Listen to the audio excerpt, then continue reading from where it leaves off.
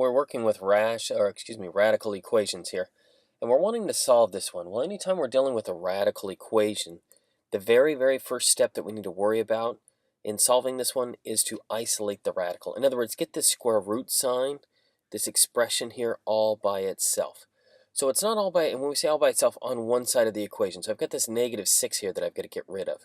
So we want to get this square root of 3x minus 5 all by itself. Well, this is -6 times the square root of 3x minus 5. So what we need to do in order to get this square root sign all by itself is we're going to divide, because this is multiplication right now. So in order to undo that, we're going to divide. So I divide both sides by -6. If I divide both sides by -6, I end up with the square root of 3x minus 5 is equal to 4. All right, now that we've got it isolated, it's all by itself, we need to get rid of this square root side. The way that we get rid of a square root sign is to square both sides.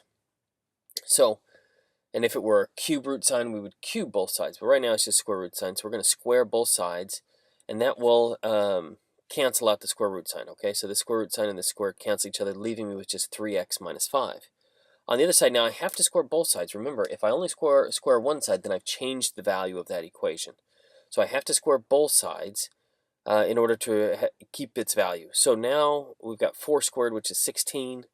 Now we're going to solve this one just like a traditional equation. Okay, I've got to get x all by itself. So in order to do that, I'm going to get rid of my 5. I've got -5 here. That means I'm going to add 5 to both sides. I end up with 3x equals 21. This is 3 times x. In order to get x all by itself, I'm going to divide by 3. I find out that x equals 7. The big part is to make sure to isolate that square root sign, that radical first, then to square both sides, and that will cancel out the square root sign.